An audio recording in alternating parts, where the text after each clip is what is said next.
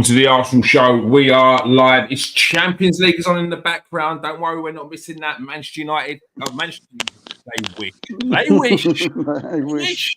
Manchester City to get through to the next round against Real Madrid. So we'll be giving you updates as well if you are trying to watch the game.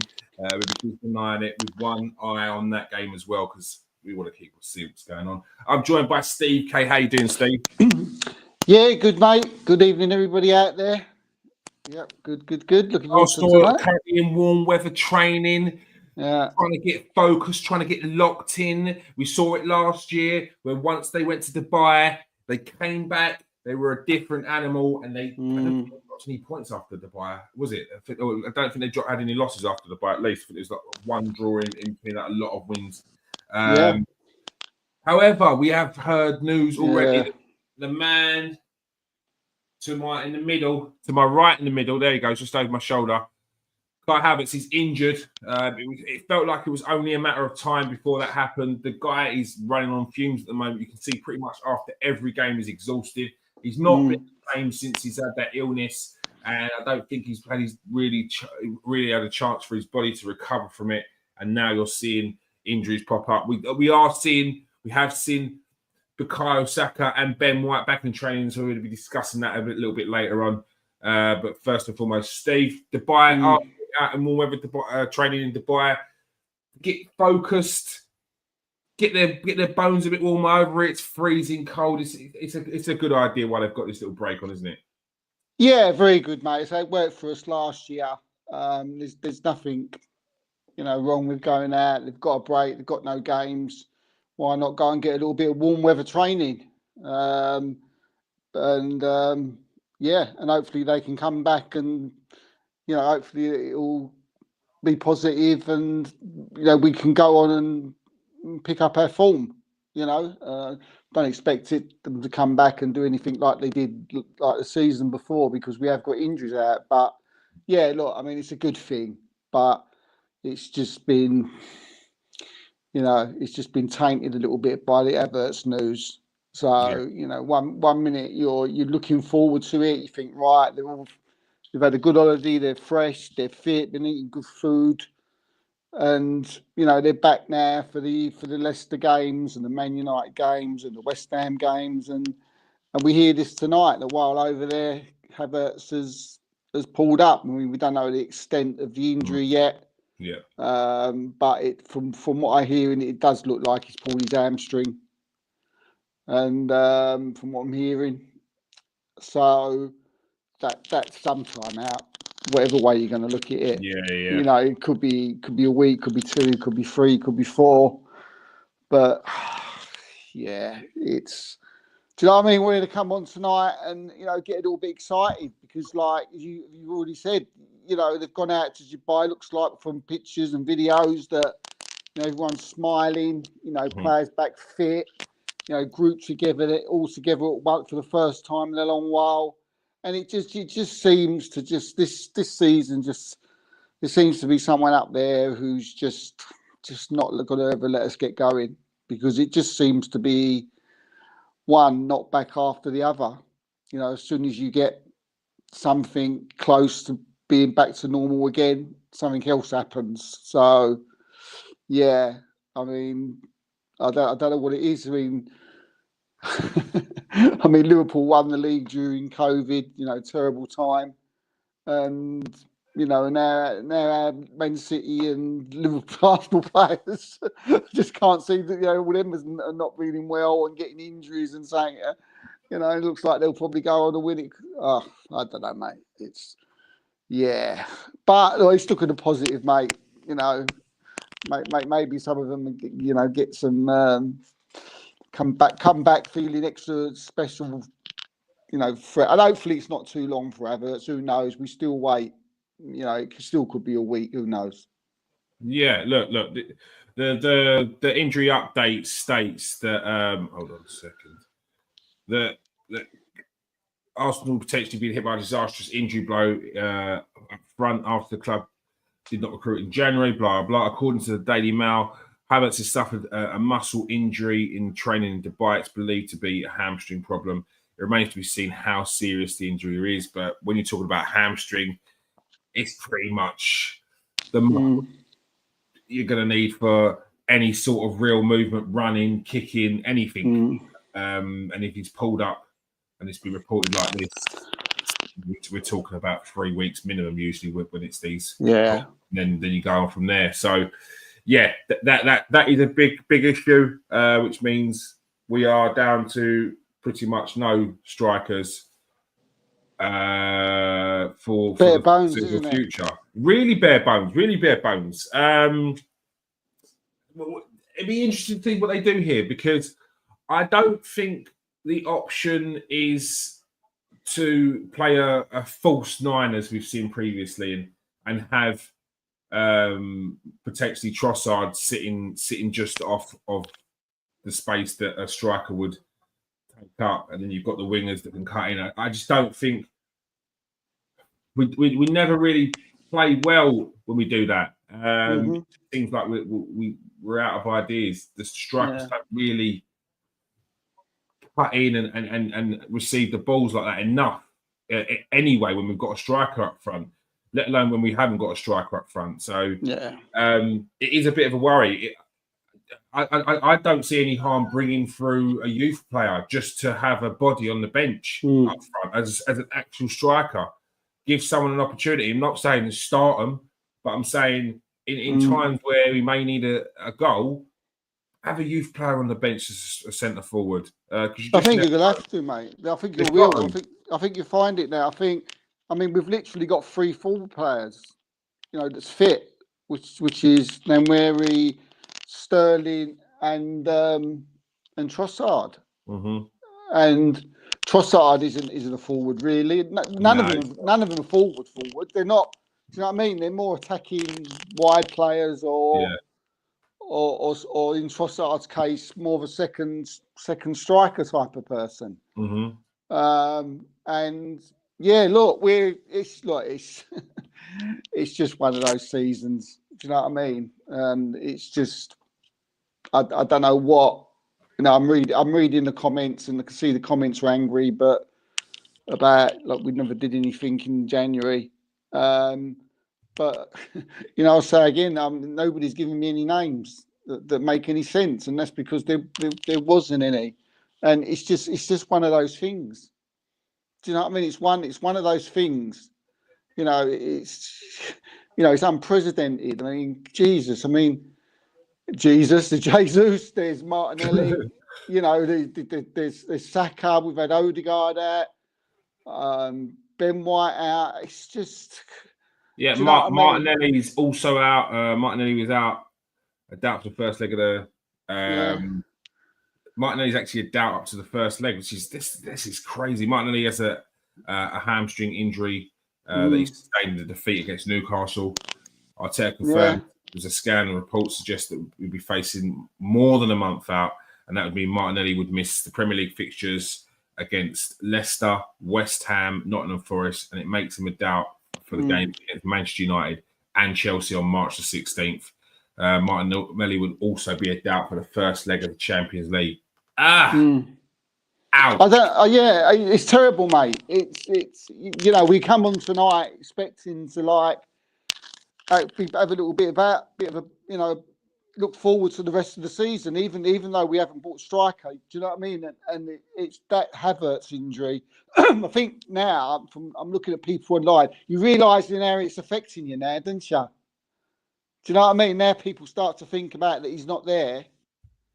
Now, it's a thing, isn't it, with a lot of Arsenal fans? But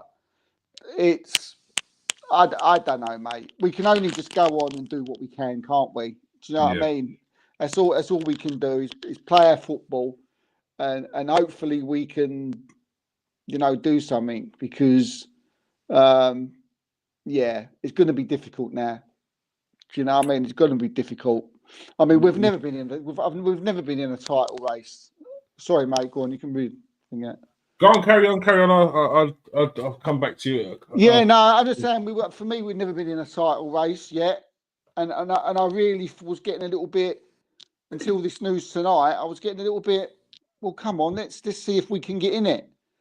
Do you know well, what I we've mean? seen since the Wolves game that there was really a resilience in that team. After that, they beat Manchester City, and the team's looking good. It seems like they're really focused Yeah. on the Premier League. I mean, we still have to rely on Liverpool to do like drop points. Of course, that's obviously goes without saying. But Liverpool this is a massive month for Liverpool. They're away to Everton tomorrow. That is going to be. That's no way. That's their last game at Goodison. Do you know what I mean? And Everton are going to want to win that. They ain't going to want to lose that to them. And even if they got a draw, and then they've got City away, they've got Villa away in all in 11 days. So I was coming on here tonight with a bit of like, well, let's just see how things go. But I mean, Havertz is so important to Arsenal. I mean, at the best of times, and the fact that he's injured when we need him more than if we needed anybody more than anybody now, it's Havertz, and he's gone down injured. It's just you couldn't write it, mate, could you? No, Ross says complete and utter negligence from Jason Atto and his team. You're telling me with all the scouts, contacts, and data available, there wasn't one player in the world that we could have signed. Well, I've already said, we're all football people here. Name them. I've not. Who are you going to go and sign? I don't know. I don't know who you're going to go and sign. Would come. I mean, you're going for a title. You can't just go and get anybody. You got to get someone who's going to do a job who can help you go and win a title and possibly win a Champions League. You can't go and get, Joe Bloggs. Do you know what I mean? They've got to be like do their due diligence. They've got to sort of analyse who this player's going to be. So it's got to be someone that's out there that's known, who's got something about him. So if that player's out there, then fans should know who that is. But no one gives me any names. no one can give me any names that makes any sense. And that's not fans' fault. I can't give you names. I can't give you any names. That's because there's not any.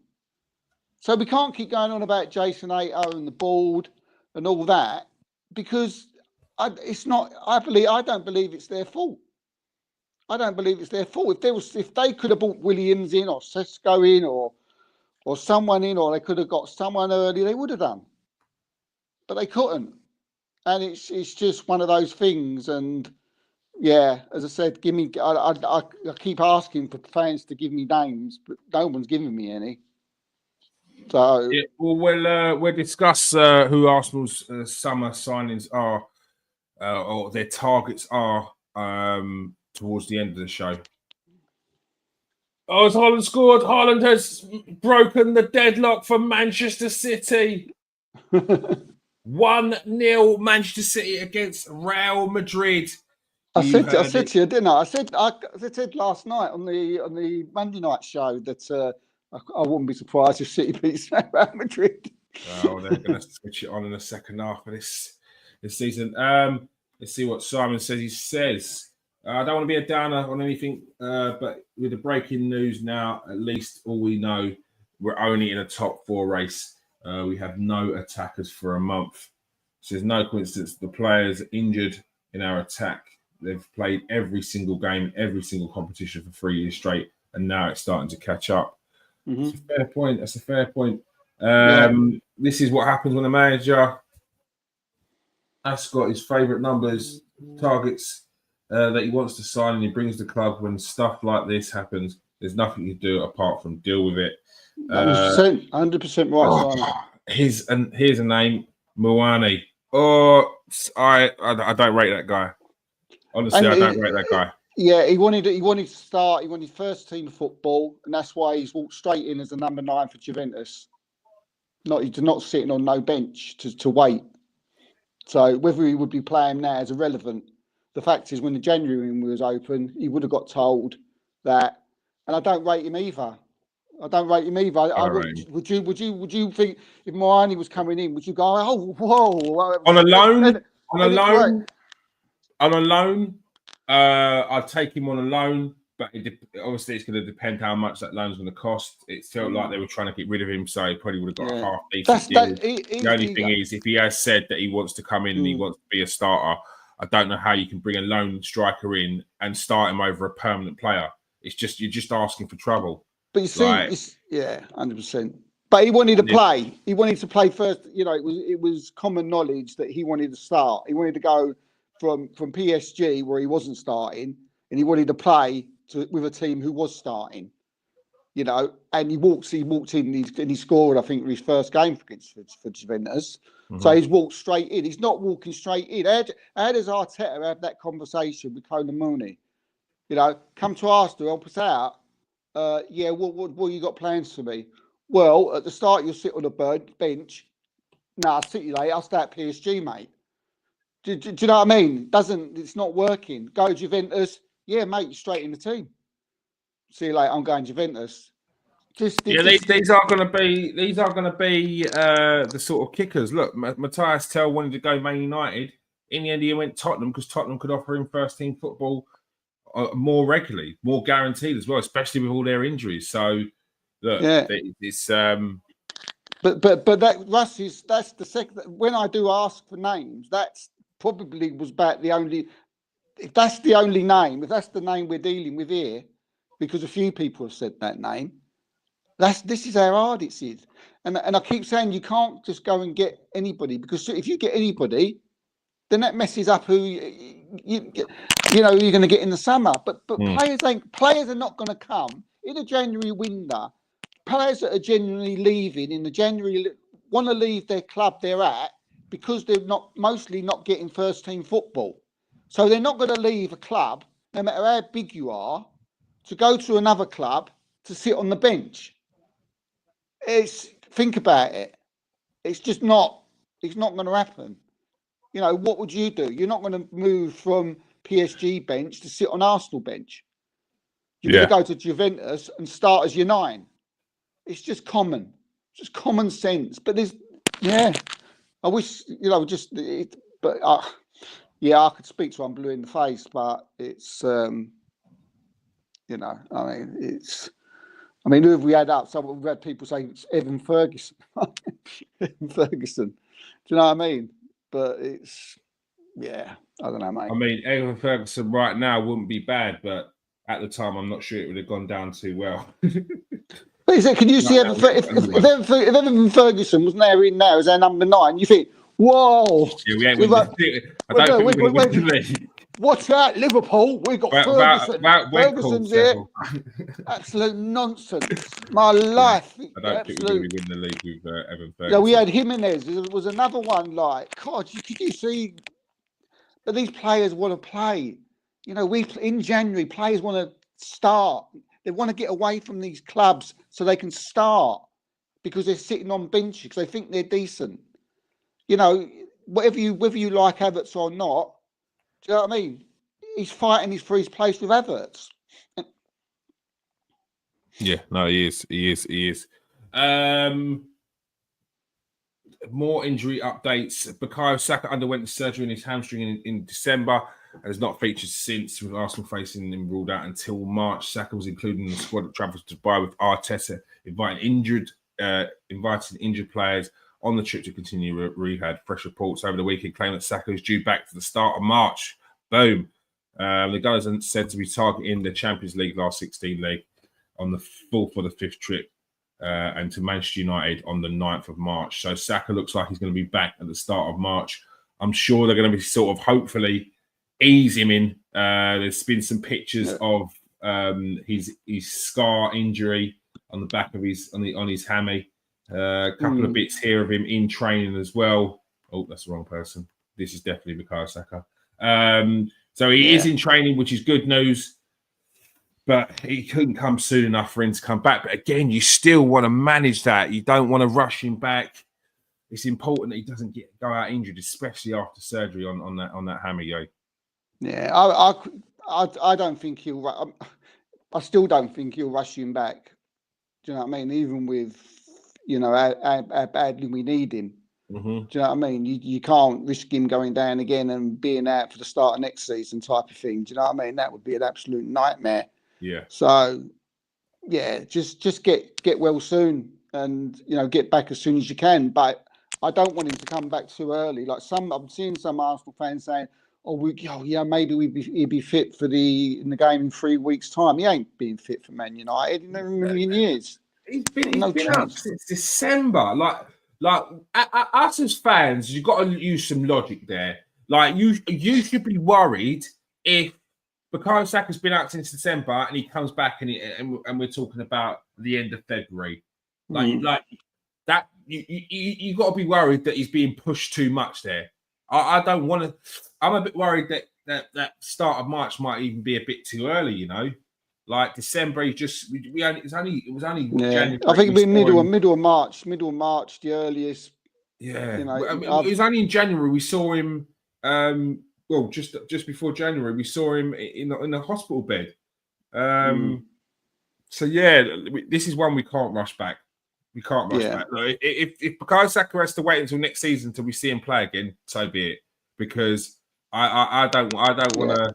For the sake of what we've just lost our only striker now. We've got no centre forward. We are threadbare. Playing Saka, how much of a difference is that going to make for us pushing for this title? I just don't know. It's a big I don't know. We're fighting as it is. Do you know what I mean? It's. Do you know what I mean? Liverpool win tomorrow. It goes 9 points, and you think, do you know what I mean? It's the title's on like a. Do you know what I mean? On a tightrope at the minute. Do you know what I mean? You can get across that tightrope, and you're like you virtually you're there. Do you know what I mean? You've done it. Mm-hmm. Liverpool can breeze easily. If Liverpool falls tomorrow, then again you see that was the excitement of tonight. Do you know what I mean? If I don't think the Everton game's going to be as easy as what some people think. No, I don't. No, I mean it's really like beat Everton. I don't think people realise the meaning of tomorrow's game for Everton and their fans. I mean Liverpool anyway. They can't stand Liverpool. They want to beat them. And that atmosphere is going to be. You think that Arsenal and Newcastle in the League Cup was bad? Do you know what I mean? I would love to be in that atmosphere for Everton against Liverpool tomorrow. Yeah, that's going to be absolute red hot fire. Well. Yeah, and if Liverpool come through that, just what? Do you know what I mean? Fair play. I think the Liverpool fans have said similar. I think, and I wouldn't think that would them being sort of cocky or arrogant. If they win against Everton and put 9 points clear, they've just like it's cruise control surely from there for them. Like mentally, there's that gap. You just beating your local, you just won in the local derby. Like it will be it's a massive game for them. It's a massive game, and they're surely going to be up for it. So we will see. Yeah.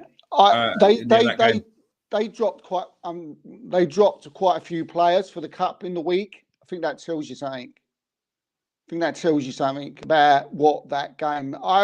As mad as it stands, a couple of Everton supporters that I've heard speak are saying that we'd take beating Liverpool on Wednesday than winning that FA Cup day against Fulham the weekend. Oh really? They don't want to win the league then. Cool. What can you like? They're like. Absolutely not. I really want to stop them. Really want to stop. But it's their last game at Goodison Park. If Liverpool win that, they're just going to ram that in them for the rest of the time. Yeah. So Everton are like, we cannot let them have a last Merseyside derby at Goodison Park and let them go away with we won the last game of the pitch. I didn't think about that. And this is why there's so much jeopardy on tomorrow, mate. I can't wait. I'm really looking of that injury, Kai. Yeah, then if they get 3 points, if Everton got over the line, even if they got a draw, you're like, okay. And then they've got Villa away, they've got Man City away, Newcastle. You're like, this is the month. This is it. Arsenal coming back from July, and then you get this, Kai. Who knows? It might be maybe he's having a laugh. This is what we're going to be like if they do lose. We're like, calm down. Calm down. But 6 points going into like the last whatever games it is. Yeah. You like it's a psychological thing as well. It's a right now. Liverpool have that cycle, and you can see that sometimes they stutter a little bit. Like you can see that when they've got their full strength side out and they're playing a team lower in the league, and you think this is easy for Liverpool. Look at Brentford, and that's not anything against Brentford because Brentford had a good record, but it took us the last in the 90th minutes of the game with Diaz with a couple of goals, and I think that flattered Liverpool that game as well. 100%. We saw it a lot earlier on in the season when just as the gap starts to close, the pressure starts to build, and these players. Yes, they've got the likes of Alisson, they've got the likes of Mohamed Salah and Trent Alexander-Arnold who have been there, seen it and done it before, but the others haven't. And it's going to take a lot for them to keep keep them calm in these tight moments. Desperately short. Russ says we've left ourselves definitely short. I feel the club looked at the situation in January and decided against challenging. Come on, Russ. You're giving me Colin mate. If you listen to Mikel Arteta's words, when especially because the narrative bit has been very, and I know it's shifted quite a little bit. But remember, a lot of people were saying Arteta doesn't want to bring in players. Arteta doesn't want to do this. Arteta doesn't want to do that. And because a lot of people were saying that, the press then jumped on it, and we saw in the press conference a couple of weeks ago where the journalist tried to corner Arteta with a quote by saying, "You don't want to bring in a striker," and he said it himself. Who said that? Who said I don't want to bring in a striker? Who said I don't? So look, Mikel Arteta wanted to bring in a forward. I'm sure he's had words with Josh Kroenke, which is why they were over. And we have heard on the grapevine that they've tried to get things to happen, and then the deal didn't suit the player or the deal didn't suit Arsenal. The notion that Arsenal are going to go and spend 60 million on Ollie Watkins is crazy. It's nonsense. Absolute nonsense. Crazy to me. I felt uncomfortable at the time, and I weren't going to sit there and be like, "No, I don't want this," because I'm not that person. Because if it does get through, I'm going to sit there and be like, "Oh, get this player out of my club. I don't want him." I don't do that. I don't get into that childish nonsense. But 60 million for Ollie Watkins would have been crazy. He's not. He's never been a striker. He's that guy that's going to take us over the line. I think the reason why Kevin said that he'd like an Ollie Watkins is because Ollie Watkins would be back up at Man City. That's and right. Yeah. Ollie Watkins as a backup is a good signing. He's a good signing. But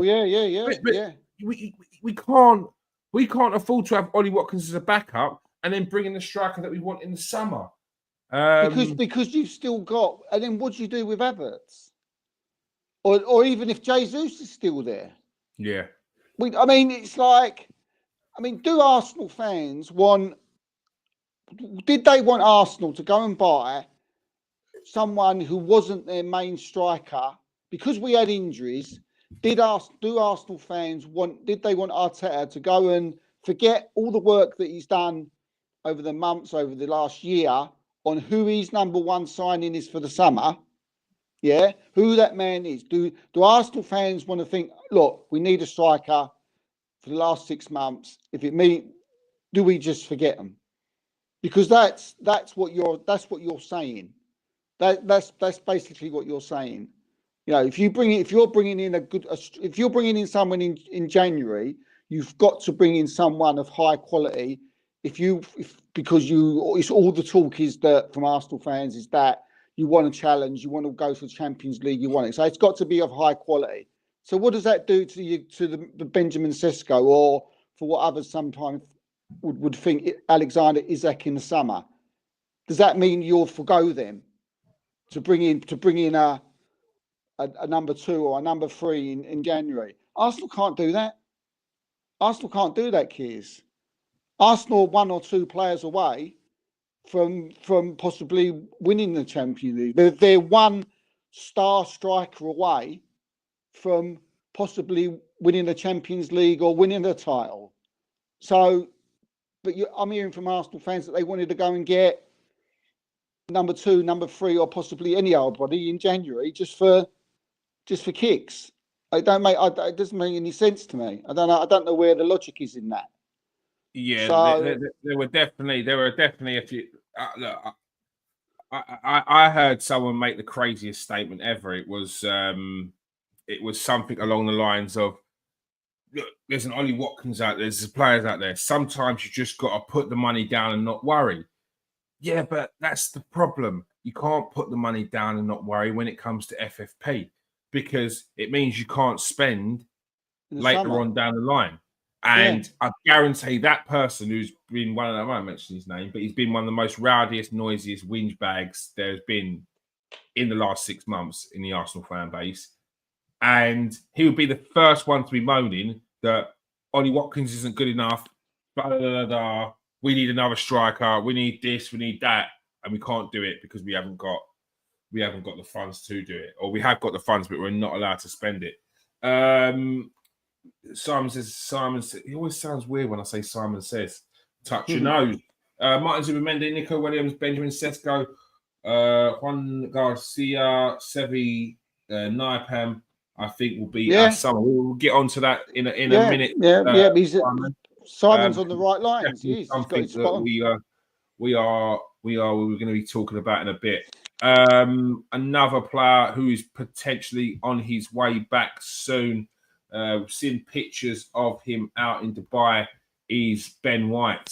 Benny boy! Here he is. Benny Blanco. Man. Ben White has not featured since undergoing surgery on his knee. This is what I mean. It's not just been injuries with Arsenal. They've all had to undergo surgery. Yeah. Like that shows how bad it is. Undergo surgery back in November, but the defender returns to warm weather training in Dubai, and there is hope that he will feature it against Leicester this weekend. Yeah, a major boost for Arsenal ahead of a key run of games in February, with Arsenal facing games. Can he play centre forward? Can he play Nottingham Forest? We know Ben is a very versatile player who can play centre back, right back, and midfield. But I think up front might be pushing it a bit too much. Do you know what? One-on-one moments, I think he'd just be putting his laces through it. And look, do you know what, Keys? I'm definitely in the minority here. I know that for a fact. I'm more excited about Ben White coming back than I am Saka. Well, I definitely ain't that excited.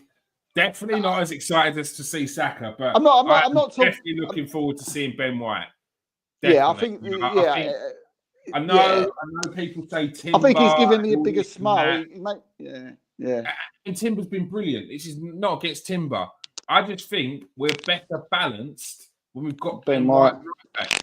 The balance is better. Timber at left back, he can cut in, he can do whatever, and Timber will get games at right back. But just for our balance, it works the best with Ben White. He's a very old school in the way he defends. He overlaps. He's a very good defender as well, and it's just got that. It's just what we need, like overlapping and getting balls in the box is something that we are missing. He's a presence, isn't he, Ben? Do you know what I mean? He's big, he's tall. Do you know what I mean? He's stocky. Do you know what I mean? We all know he likes a bit of shit housery. Do you know what I mean? He's always there with it. I think we've missed that. from Ben. As you say, Julian Timber's been great, mate. We can't fault him one little bit. But there's something that I think just Ben still fits the way we've played better. I don't know. But that's not any slight on Julian Timber, because he's been absolutely brilliant. So, and to have those two players as right backs is a plus. It's fantastic. Mm-hmm. But and Timber can get games in other areas. He can play centre back. He can play in left back. He can play all over the place. So, I mean, in this team, you're going to have to, because the amount of injuries that we got, you need to be versatile. Yeah, but I'm looking forward to having Ben back. I think he'll probably be on the bench against Leicester. It'd be good to see him. Good to see him back, and give a bit of bite as well into that Arsenal side as well, which we know he does. Not that Timber does, but I don't know. I think I think opposition players a little bit more wary about Ben White than probably they may be a Timber, and I think that all counts. Do you know what I mean? A little bit of that in the team. Yeah, it's Ben White's a very important player for Arsenal, and getting him back will be very, very important. We have a man who's not on that didn't make it to Dubai. He's Tomiyasu. What do Arsenal do with Tomiyasu? He's a player that they've got to try and get him off the books at the end of the day. We can't keep paying of a player who just doesn't play and is constantly getting injured. And it's no hate against Tomiyasu. He's a very, very good player. Very good player to have in the squad when he's fit. Very versatile, playing on left, right, and centre back, and a very, very good job he does at it as well. But you can't ignore the signs of Calafiori, Timber, and still think that Tomiyasu has a main place in this squad. You look back at the interest from Bayern Munich, and maybe it would have been smart to sell at the time, knowing his injury record. But hindsight is a wonderful thing. But it is a shame for Tomiyasu because he's a good player, but we can't deal with his injury. It's not reliable enough. No, mate, no. I mean, I've heard that it's more or less already been decided. This was before this, that that's the end, unfortunately, for Tomiyasu. I've heard, people in the industry that's told me that, he could be going back to Japan to play in Japan. Oh, really? Yeah, for the Japanese champions, which the name is surpassing me. You might be able to Google it, and maybe I'll get you the name, and I'll say, yeah, that's the one. But I think it's the champions over the last 2 years. I think he was out in Japan recently to have to train and to help get he past his injury, and then he came back and then he's on crutches. So what happened there? I have no idea why he's gone down on crutches again. But I'm a bit worried for him, not just for his Arsenal career, for his old career. But yeah, I got a funny feeling, as I say, things sort of being leaked around in the industry that he could be on his way back to Japan.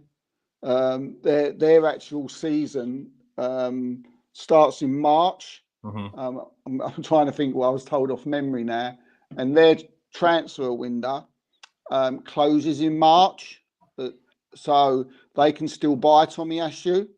So there's an interesting one for people to look at, to keep an eye on, because they can still take him, but don't know about now because of his injury. So that's another thing that's going to have to be taken into consideration. But yeah, I think that's it now, mate. I'll be surprised if you see him in an Arsenal shirt again now. And I'm pretty certain if it's not March and he doesn't go back to Japan in March, and pray to God his injury's okay and he can do that, I'm sure at the end of the season hopefully they'll get him fit and he's not out for too long and they'll sell him on. Bologna's another club that's been interested in. That was the club where Arsenal bought him from. Arsenal got a good relationship with Bologna because of it's where we got Calafiori as well.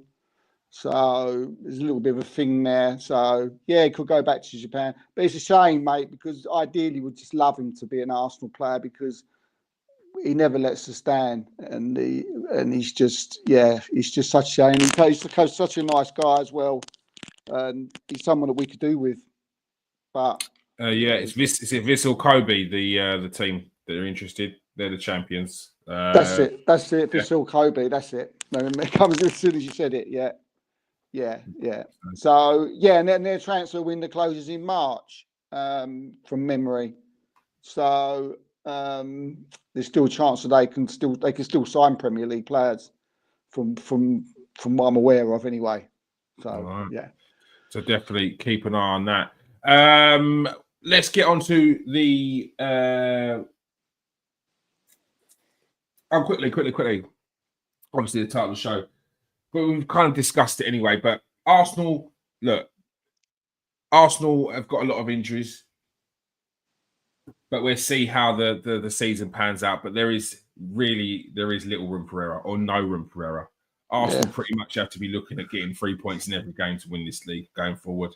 because if we're going to catch up on the 6, potentially 9 points for Liverpool, they need to start getting their shooting boots on players like Martin Odegaard, and we need to find goals from elsewhere, because it's going to be very difficult. But we've just got to maybe grind out results, basically. Yeah, mate. As you said, no room for error, and there's not. As we talk tonight, there's no room for error now. We just got to keep our fingers crossed, and we've just got to and we've got to get behind them. Look, fans have got to get behind this team now. Do you know what I mean? I know the good ones do, and it's just the idiots on the podcast and who tend not to. But we need to get behind them more than ever. And you're right. There's just no room for error. We've got some. Every game's a big game, isn't it? When there's no room for error, every game's a big game. There's no such thing as a small game. And we've just got to if Liverpool keep winning, we've got to keep. All we can do is keep winning and hope that they drop points. If they drop points, then it's like we keep winning. Then who knows? Do you know what I mean? If they keep winning and we drop points, then you've probably got to say that's it. Do you know what I mean? Unless they collapse completely. But look, we've got Leicester coming up. We've got West Ham. We've got Man United. Do you know what I mean? They're all, when you've got injuries, they're all going to be tough games, and they're not going to be easy. But yeah, we've got to find something, mate. Especially from the attacking players. Odegaard's definitely got to have to step up. You mentioned his shooting. His shooting's been terrible this year. Do you know what I mean? And so that's got to be improved.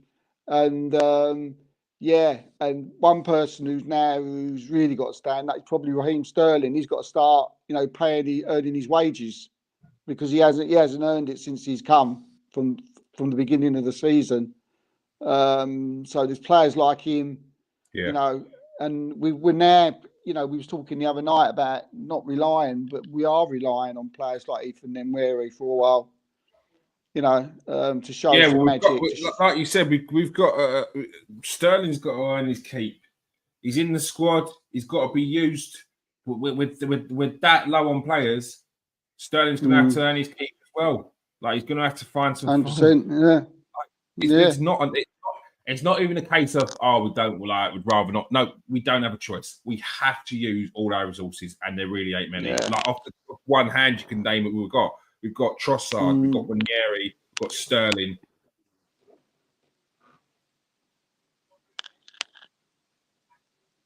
Is that it? What's that? That's it, isn't it? I thought you got. You stopped then. I thought you like. I think that's it. Who else? Come on, come on in the comment section. Who else have we got? What other options have we got on the wings? That's Sterling, it. Trossard, Ranieri, Trossard. That's it. That's all we got. That's pretty tragic. Martinelli's out, Saka's out, Havertz out, and Jesus is out. It's 4 forward players out. 4 of them. Saka, Martinelli, Havertz, and Jesus, all of them gone. Right, yeah. That's unprecedented, isn't it? Yeah, do you know what I mean? It's do you know what I mean? During the season, we have Mourinho, who broke his arm on the first day, and then you got Odegaard, who was out for a couple of months or whatever it was. It's just not. No. But then you'll get idiots like Carragher and saying, this should have been Arsenal's season. You fucking knobhead. Do you know what I mean? He can't like, seriously. Yeah, no. Look, Jamie Carragher is getting cocky because Liverpool at the top of the league. I'd love to wipe the smug smile off his face. You've noticed that he's getting cocky because he feels put out about everything. Like, everything is getting up his goat. I saw a bit yesterday. He's like, why do Arsenal fans feel like Alexander Isak is going to join Arsenal?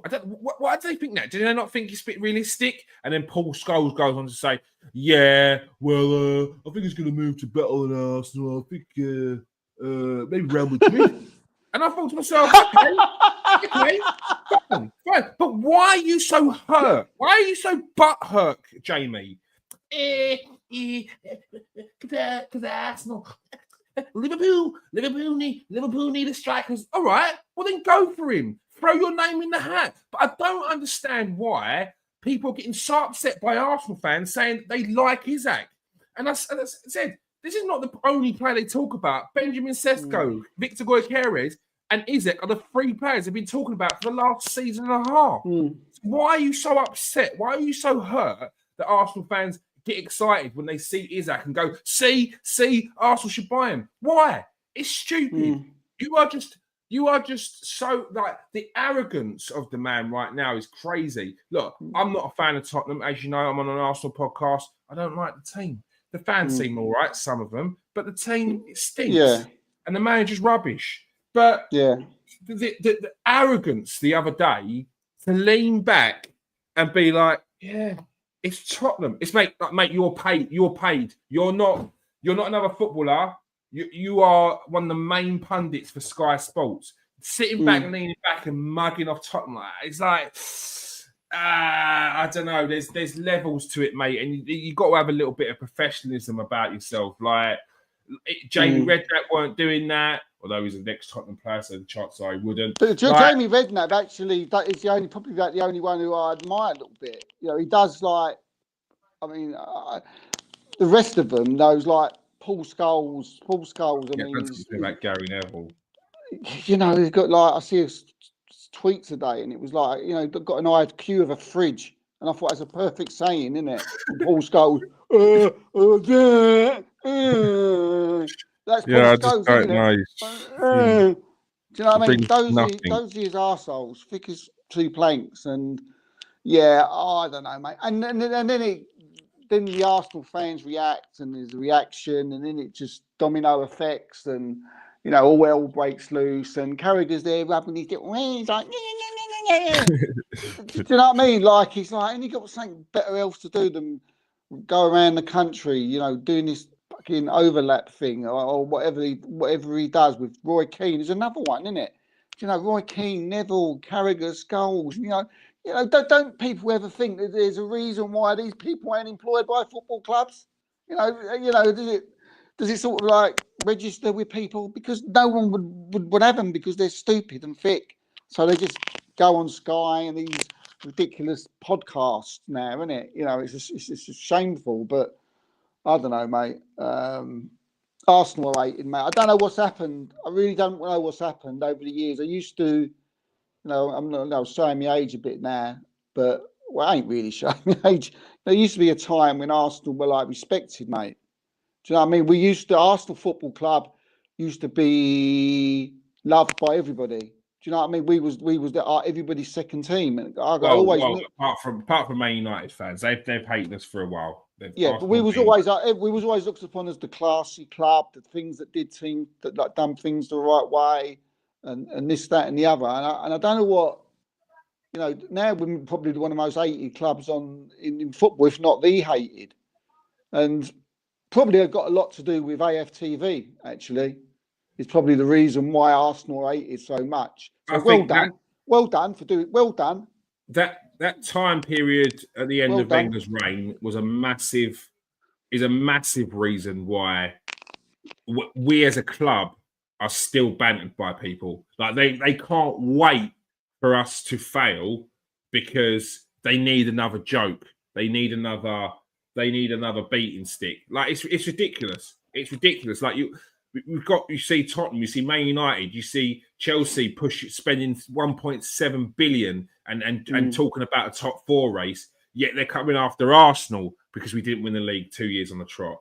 And then they want to crowbar in things and say, well, this was meant to be your season.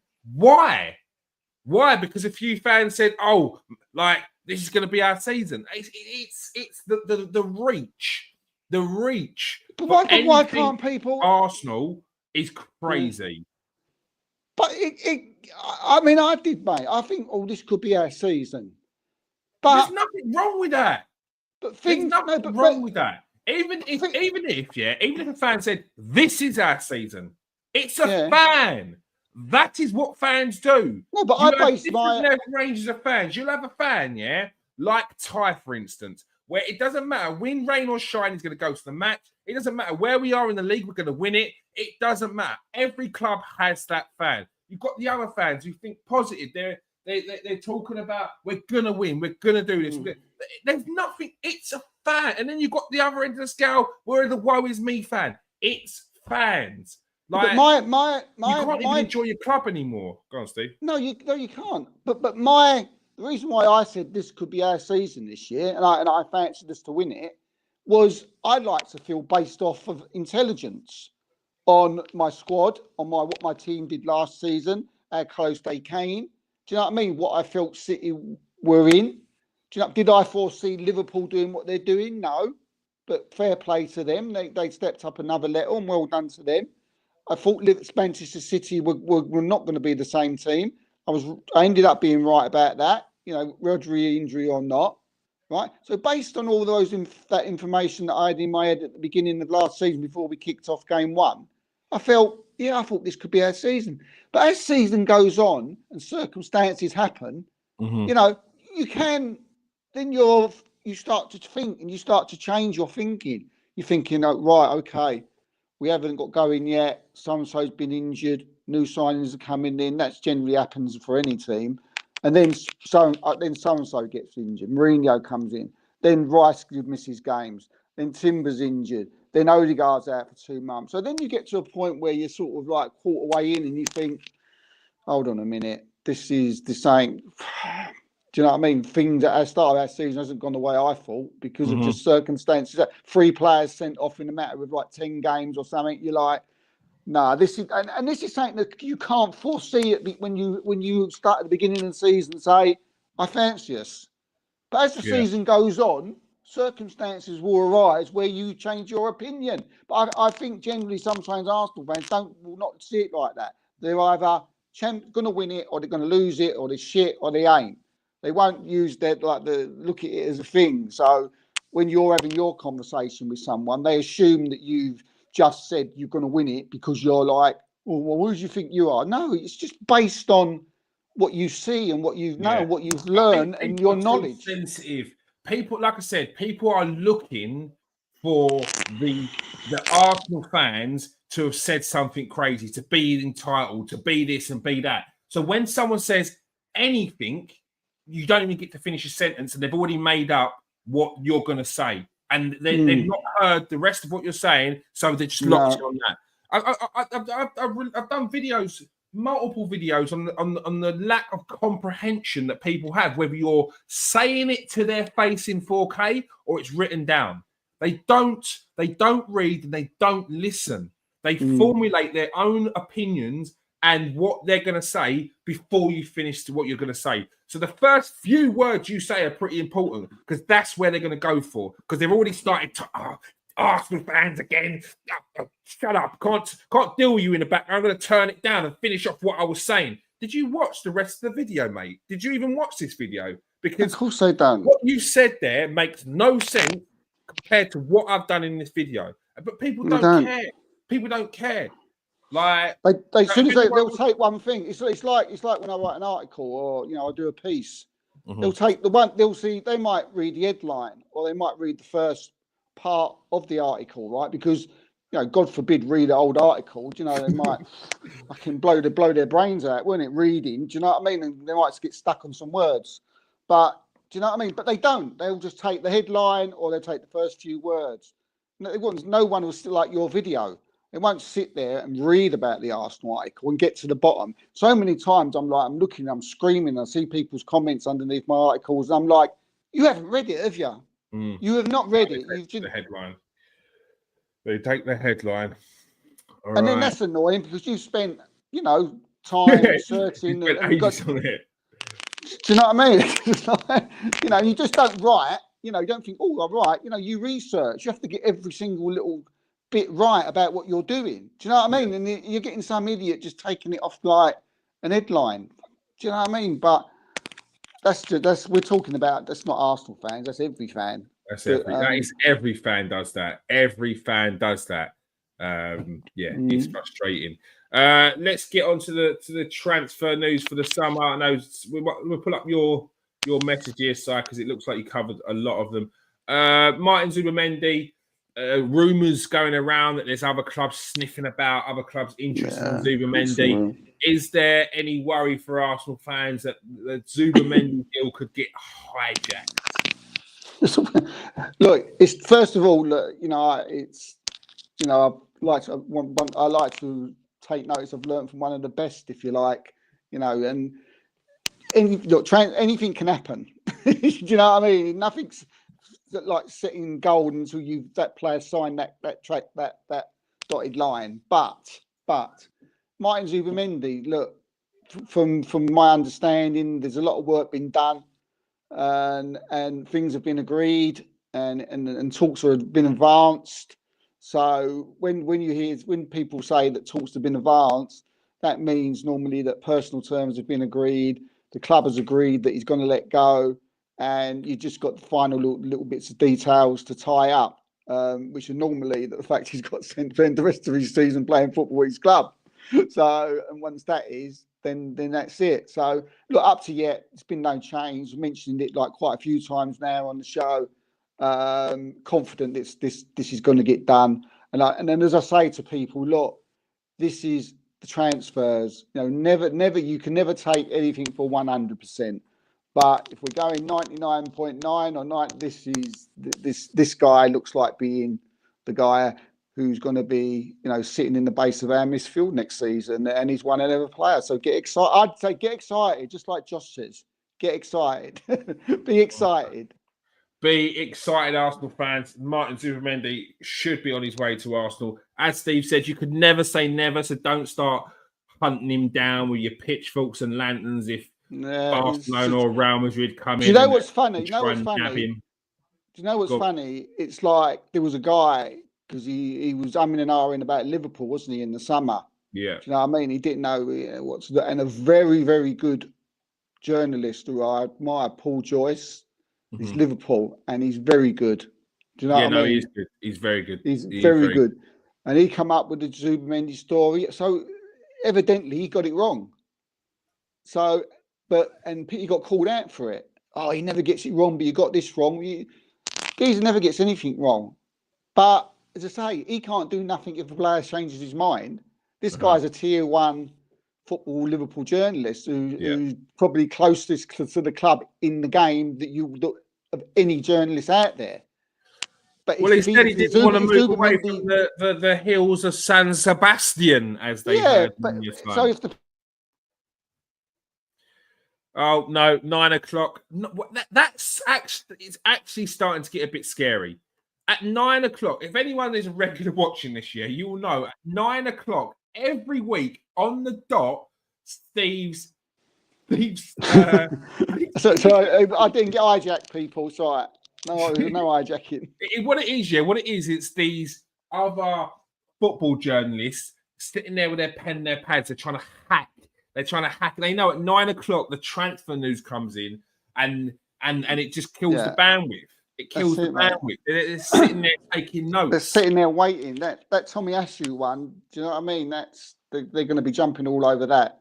Yeah, well, you know what I mean? They'll be jumping all over that, and but as I say, the guy was just talking about Paul George got absolutely hammered, but it ain't his fault. The guy's decided to. It ain't his fault. It's not about. It's not. You're telling a story. Remember, these are journalists. They're telling a story. Yeah. Like so they're telling the story up until a certain point. Up until a certain point, that player looks like he's going to join the club. Then past that point, he's telling the rest of the story, which is he ain't joining that club because he's going to stay at home. Like that's all part of the story, people. These are journalists. That's their job, is to tell the story bit by bit.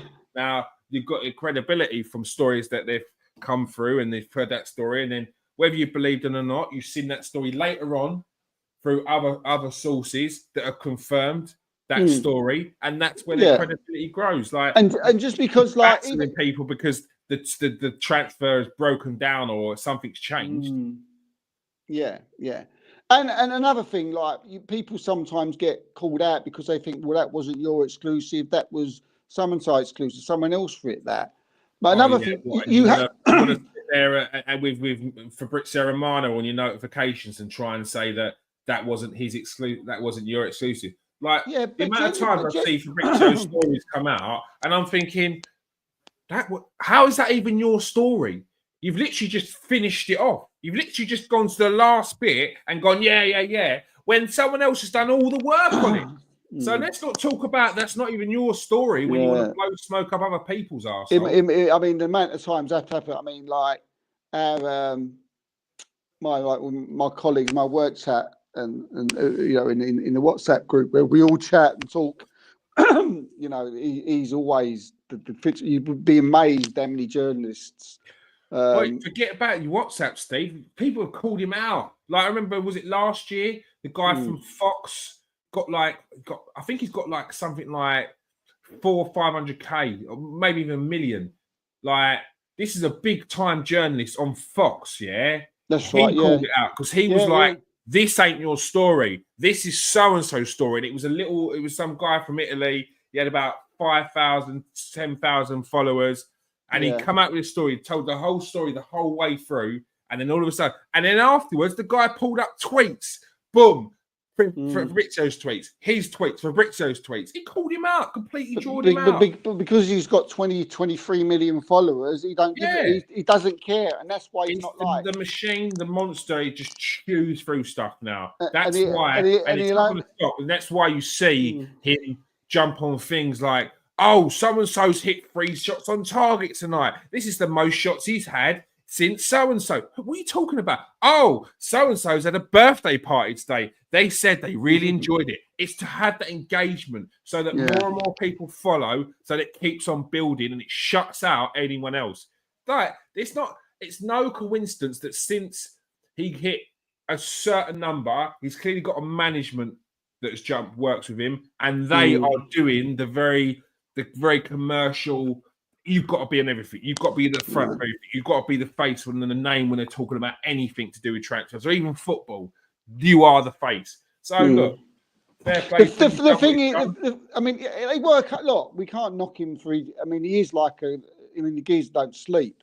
Yeah, but there's just sometimes, you know, journalists get a little bit pissed because sometimes, yeah, exactly. Do you know what I mean? That makes sense to have everything. And the best way to react for people like myself and other people that I work with, you know, is just not to do the same. Do you know what I mean? And one of the worst things you can do is to turn around and say this isn't true. Yeah. Don't do that. That is really. Other journalists hate that. Yeah. Do you know what I mean? Other journalists hate that. You work hard, and we've seen Mr. Ornstein biting back recently, haven't we? Well, this summer there's been a few occasions when they've gone against each other. Well, this has said that, and I mean the Arsenal player Nathan was one in question, wasn't it, recently? Yeah, where he was saying about Man City, and yeah, look, I know for a fact that they was never even interested in Man City, and because you know I'd spoken to David earlier than actually when he put it out, and but then again. Yeah, I don't want to, you know, not on live on air, but he's a big concern. He's a big transfer. He's got a big say. He's got a lot of followers, and agents sometimes, you know, might drop him a few quid to say certain things, especially because what journalists like us do is like we thrive off the interest. Do you know what I mean? Who's interested in it, and you work bloody hard to find out players that for the followers out there, because they're not interested in that. Do you know what I mean? But fans are. They like to know what players are interested in who. So and sometimes we will find out something that we shouldn't, and agents will sort of tell so and so person to say, "Oh, say this ain't true," when we know it is. But this is an Arsenal show anyway. But yeah, it can be frustrating. Yeah, I can imagine. For any transfer news outside of Arsenal or Arsenal as well, make sure you join us on Monday night. We'll be going through everything on there every Monday at 8 o'clock for the Transfer Exchange show. Just before we finish, let's go through the rest of them. Nico Williams, Steve. More news came out, which is a bit more positive for Arsenal as well on this one.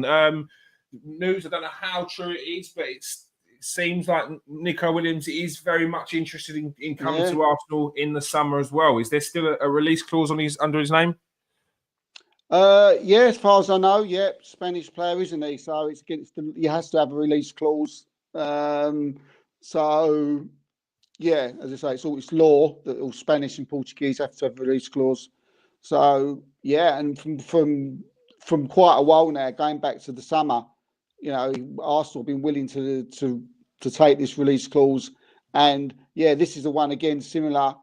It's not as far as ahead as the Zubimendi one, but from talking to people, from what I'm hearing, it's another one that Mikel Arteta, a player he loves and someone he wants to bring in. And as you say, there's been a few things going around today that, Arsenal's a team that he loves. He's mentioned them now in an interview, said he loves the way they play and stuff like this. So I think he's one of these players that would probably start. He'd probably walk into Arsenal's side, I would have thought.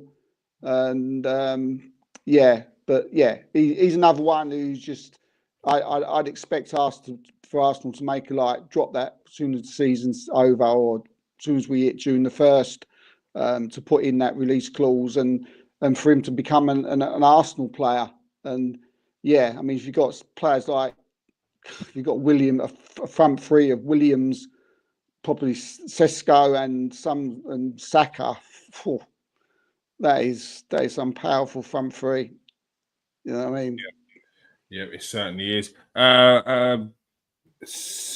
Before Severi Naipan as well came out very recently on why he turned down a move in the January transfer window. Steve, obviously you said that there's no interest from the likes of Manchester City, but Manchester United are another club that are big admirers of this teenage sensation.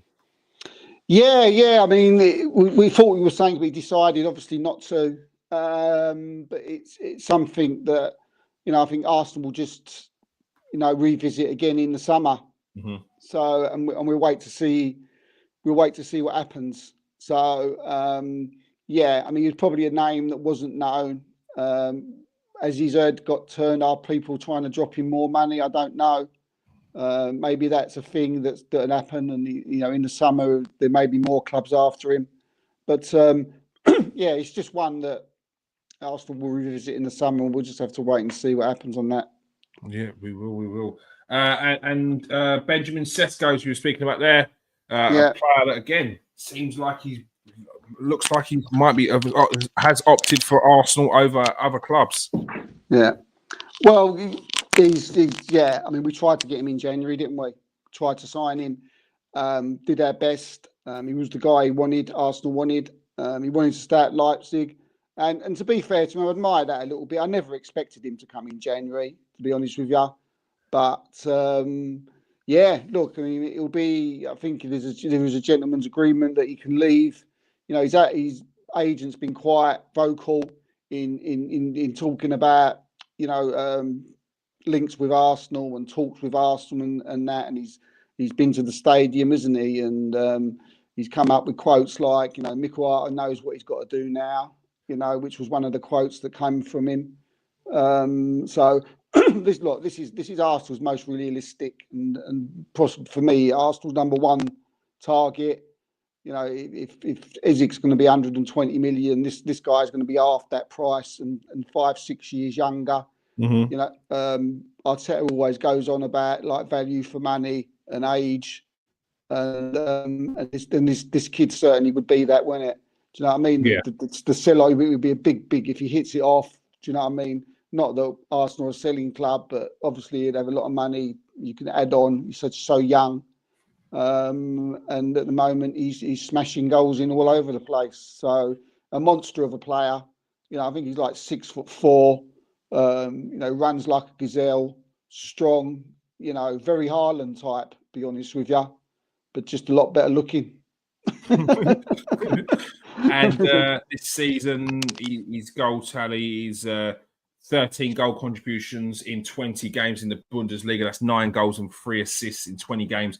The Champions League, he's got 8 games and 4 goals. And in the German Cup, he's got 2 goals and 1 assist in 2 games. So 19 goal contributions in 30 games in all competitions so far this season. Not bad. And you can just and just think like with Arsenal's firepower and you know the amount of chances that we will make for him as well. Do you know what I mean? So yeah. Good signing. And finally, another player that Simon mentioned, Juan Garcia, and another player that looks like that Arsenal have been looking at for a while. Rumours came in January and in the summer, I think it was, before they brought in Neto on loan from Bournemouth.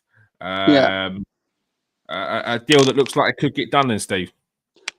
Yeah, I mean, again, another player that we was after in the summer, but there was a little bit of there was a little bit of disagreement over the price and what Arsenal wanted to pay and what is what was his club? Is it Espanyol that he was at? Is it? Yeah, and what they wanted for him. So yeah, I've seen a few reports. I've not heard anything major myself that he's definitely coming or anything like that. So the last I heard, there was a thing with the price for him. So whether Arsenal have decided to pay that or whether Espanyol have decided to come down on that, and he's someone now that's coming in the summer. We'd have to wait and see, but don't know too much about him. But yeah, again, I think something we'll find out a little bit more of, as time goes on. But as of yet, it's not something that's close to being done or anything like that, or advanced or anything. Not from what I'm hearing anyway. But certainly someone of interest to Arsenal, because as I say they tried to get him in the summer. Spanish, Reyes Spanish, so it makes a bit of sense to have your mate who you train with, that speaks same language and stuff. And Arsenal's goalkeeping coach, I'm pretty sure, I think he's Spanish as well. So it all connects, doesn't it? Do you know what I mean? There's a little confusing things going on there. So wouldn't be surprised if I see him at Arsenal next season, and Neto will be wherever he will be.